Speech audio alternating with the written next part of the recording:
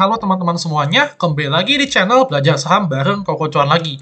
Oke, di video kali ini aku akan menjelaskan ya tentang video part 2 ya, tips gimana supaya bisa cuan besar dari saham IPO.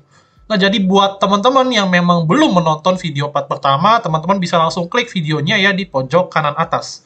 Oke, langsung aja kita bahas ya gimana sih caranya tips cuan besar dari saham IPO. Ya, sebelumnya disclaimer dulu ya, bahwa video edukasi ini lebih dipreferensikan untuk penggunaan analisa teknikal ya, karena sifatnya itu yang short term. Jadi untuk teman-teman yang memang ingin berinvestasi di saham IPO, menurutku materi yang dibawakan hari ini itu agak kurang cocok ya, jadi agak berbeda gitu ya. Nah, kemudian sebelum kita membahas lebih lanjut ya tentang prospektus, gimana cara menganalisanya dan segala macam, di sini aku mau menjelaskan dulu ya langkah-langkah dalam mengikuti proses pembelian saham IPO ya. Kira-kira gimana ya? Oke, yang pertama ada yang namanya book building ya. Di tahap book building ini ya biasanya emiten-emiten itu ya akan mensubmit ya prospektus beserta rangkuman prospektus mereka ya melalui media massa, kemudian melalui surat kabar dan juga melalui website eIPO itu sendiri. Nah, pada tahapan ini ya investor-investor itu ya sudah bisa tuh melakukan pemesanan saham IPO tersebut ya dengan syarat satu sudah pasti adalah sudah harus memiliki RDN ya. Kemudian yang kedua sudah memiliki akun eIPO. Ya, kemudian yang ketiga adalah harus juga sudah memiliki ketersediaan dana pada portofolio teman-teman semuanya. Nah, pada tahap book building ini juga biasanya ya diberikan yang namanya rentang harga ya, misalnya dari harga 100 hingga harga 150. Tujuannya apa sih rentang harga tersebut ya? Tujuan utamanya adalah sebenarnya adalah untuk mensurvei ya, mensurvei minat investor atas saham perusahaan yang akan di IPO-kan ya. Jika memang banyak investor memesan di harga tinggi, maka nanti besar kemungkinan ketika listing ya saham perusahaan tersebut juga akan berada di harga yang tinggi. Gitu ya. Itu adalah tahapan book building ya. Book building ini juga biasanya berlangsung kurang lebih sekitar 7 hari sampai 21 hari gitu ya. Tapi kebanyakan memang tentang waktu yang wajarnya itu 7 sampai 10 hari aja. Ya. Kemudian di tahap book building ini juga sebenarnya jika memang minat investor belum mencukupi ya, biasanya ada tuh yang namanya pengunduran gitu. Jadi diundur lah tahapannya seperti itu ya, hingga beberapa waktu ke depan baru dibuka lagi. Ya. Kemudian yang kedua ada tahapan yang namanya offering. Nah, tahapan ini merupakan tahapan akhir ya sebelum dilakukan yang namanya penjatahan atau allotment, teman-teman ya.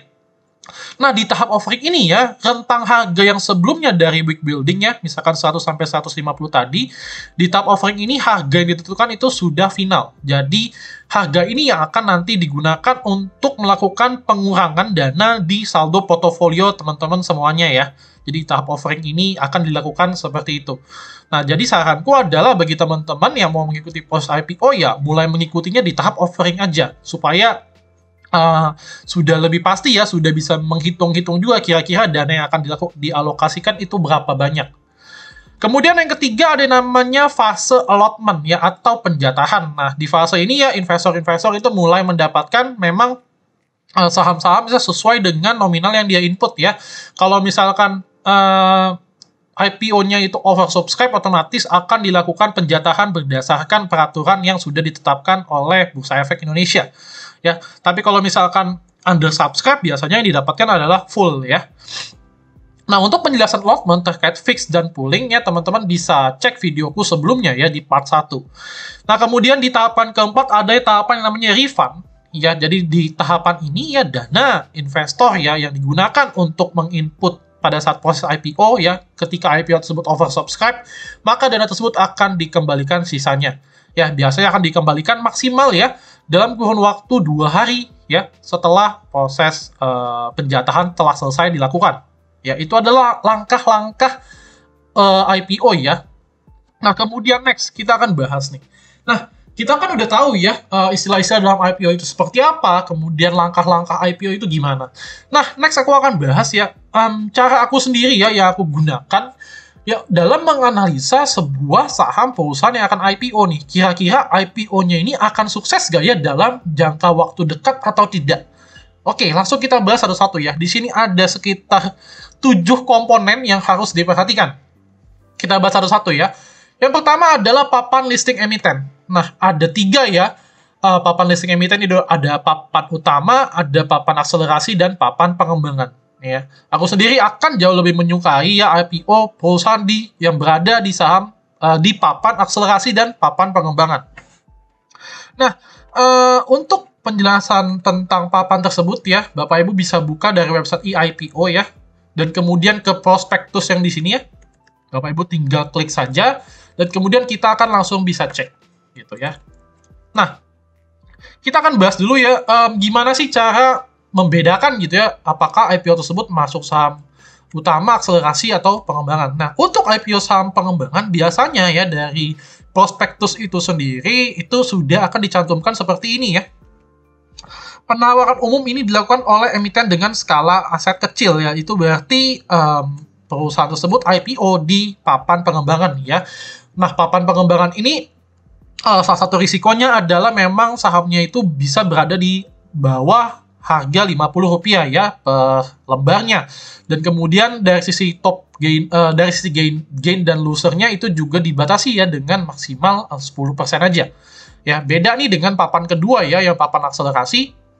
Nah, di papan akselerasi ini ya, kenaikan batas atas dan batas bawahnya di satu saham itu kurang lebih sama dengan papan utama. Gitu ya. Jadi itu ada plus minus ya, di mana ada perbedaan papan baik itu akselerasi atau pengembangan. Oke. Jadi disarankan ya teman-teman mencari saham yang memang IPO di kedua saham ini ya, di kedua papan ini, papan akselerasi atau pengembangan.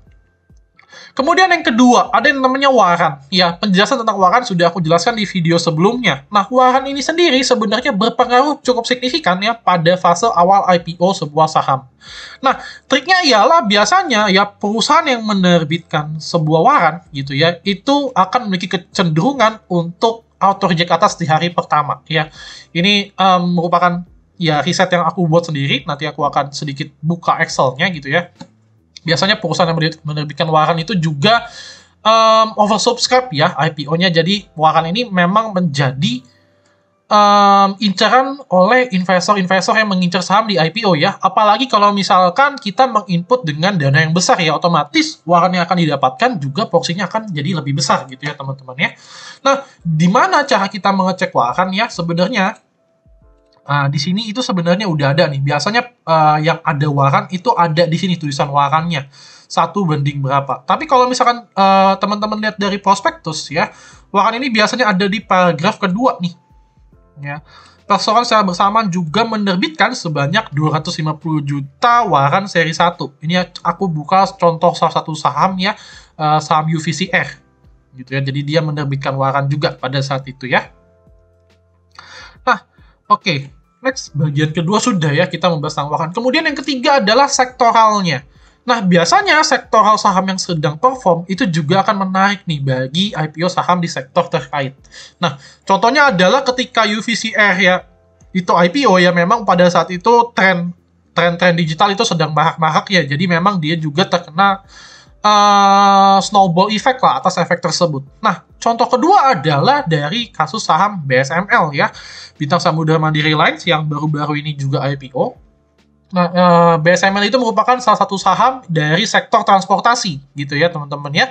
Dan pada saat itu memang sektor transportasi sedang berada dalam tren kenaikan yang cukup signifikan. Jadi juga akan sangat berpengaruh ya terhadap IPO dari saham terkait gitu ya. Kemudian yang kelima, ada tujuan penggunaan dana IPO ya.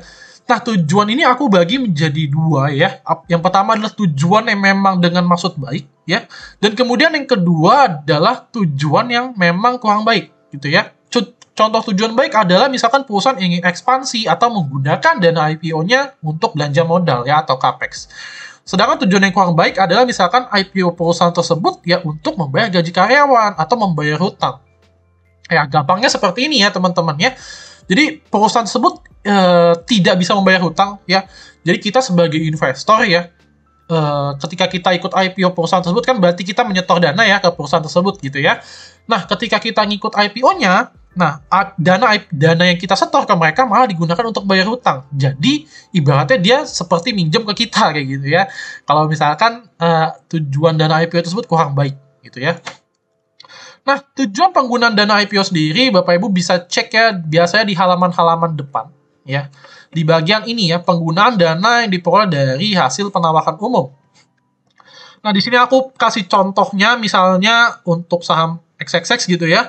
Ini 26% untuk hasil pengembangan proyek ya, berarti untuk ekspansinya dia, kemudian untuk akuisisi pengembangan lahan baru sebesar 25% lagi, dan sisanya itu untuk membayar hutang. Jadi ini proporsi untuk dia membayar hutangnya itu jauh lebih besar dibandingkan proporsi yang lainnya gitu ya. Jadi ini menurutku agak kurang bagus atau menjadi trigger yang kurang oke bagi perusahaan tersebut ya ketika dia IPO. Oke, kemudian next, ini poin yang kelima adalah poin yang terkait dengan namanya pernyataan hutang ya. Pernyataan hutang, sebentar ya, ini ada di bawah. Ya. Nah, poin selanjutnya yang harus dicek adalah pernyataan hutang. Ini sebenarnya aku ngecek sekilas aja ya. Kira-kira ya hutang yang jatuh tempo dalam jangka waktu dekat ya, dan juga memang jumlahnya besar, itu kira-kira hutang dari mana aja. Jadi di bagian pernyataan hutang ini sebenarnya dari pihak emiten yang IPO tersebut ya, itu sudah mencantumkan ya sangat jelas ya dan detail, dan mereka sudah mentandatangani dan juga meyakini bahwa mereka sudah mencantumkan seluruhnya atas hutang yang mereka punya gitu. Dan di sini penjabarannya sangat-sangat detail. Jadi di sini teman-teman bisa lihat semua ya dengan secara jelas kira-kira hutang dari emiten ini itu kemana aja sih sebenarnya, dan kira-kira mana nih hutang yang berdampak signifikan ke emiten ini ya. Ini ya aku analisa sekilas aja sih sebenarnya ya, untuk sekedar tahu aja nih kira-kira risiko jangka pendeknya apa sih ya kalau misalkan kita membeli IPO saham perusahaan ini, gitu. Kemudian next adalah yang harus kita cek adalah historis performa perusahaan itu sendiri ya. Ini ngecek sekilas saja kira-kira perusahaan di IPO-kan itu secara fundamental gimana sih, apakah oke atau tidak ya. Nah, perusahaan yang biasanya punya fundamental yang cukup bagus dan cukup oke ya, biasanya ya bandarnya itu mainnya tidak akan terlalu kasar ya Bapak Ibu ya. Di sini teman-teman bisa cek mulai dari laporan keuangan dan juga laporan laba ruginya ya. Misalnya dari sini lapor ikhtisar data keuangan penting, Bapak Ibu bisa cek apakah jumlah liabilitasnya lebih besar dibandingkan ekuitasnya. Ya, kemudian dari sisi pendapatan usahanya juga teman-teman bisa cek nih. Ya, secara pendapatan usaha trennya seperti apa sih? Kemudian tren labanya juga gimana nih? Ya. Kemudian gimana sih tren laba bersihnya ya, dan kemudian hingga EPS dan juga arus kasnya. Jadi di sini bisa terlihat dengan sangat detail gitu ya. Kemudian next adalah historis underwriter-nya ya. Jadi ini merupakan salah satu hal yang aku gunakan juga dalam menganalisa perusahaan yang akan IPO. Ya, historis underwriter dalam meng-IPO-kan sebuah saham itu akan berpengaruh besar terhadap suksesnya emiten tersebut. Ya, jadi di sini aku sudah membuat ya sebenarnya Excel aku pribadi ya terkait seluruh saham yang IPO melalui eIPO, dan di sini aku sudah membuat underwriter-nya gitu ya. Jadi menurutku historis underwriter ini sangat penting gitu ya dalam meng-IPO-kan sebuah saham. Nah, biasanya yang menurut aku IPO-nya sukses dari pertama itu sneak peek aja ya teman-temannya, itu adalah memang yang underwriter-nya itu NH Korindo ya. Di sini teman-teman bisa cek ya NH Korindo. Contohnya ada GPSO gitu ya. Kemudian ada UVCR. Ya, kemudian ada Kuas. Ya, kebanyakan di hari pertama itu arahnya, kecuali yang TAIS ini. Ya, memang historis untuk XA itu sendiri masih cukup bagus lah. Kemudian SEMA dan juga Net TV ya. Jadi, ini merupakan contoh beberapa ya underwriter dan juga historis sahamnya. Nah, jika memang teman-teman mau Excel ini, nanti akan dibagikan secara free ya, tapi tidak akan aku update. Jadi teman-teman cuma bisa mendownload ini aja. Jadi teman-teman tinggal mengupdate sendiri dari template yang ada. Nah, kalau misalkan teman-teman mau Excel ini, teman-teman bisa chat aja di kolom komentar ya. Nanti kalau misalkan rame, aku akan edit videonya dan akan menaruh linknya untuk teman-teman bisa download ya atas Excel ini. Oke, itu merupakan komponen-komponen ya yang harus kalian perhatikan jika kalian ingin membeli suatu saham yang IPO ya. Thank you teman-teman semuanya yang sudah menonton video ini. Jangan lupa untuk di-like ya dan juga di-subscribe dan juga share ke teman-teman kalian yang ingin belajar saham bareng Koko ya supaya kedepannya video ini bisa semakin bermanfaat bagi banyak orang dan orang tidak asal-asalan lagi nih dalam menganalisa perusahaan yang anak ingin IPO. Thank you teman-teman semuanya and see you in the next video ya.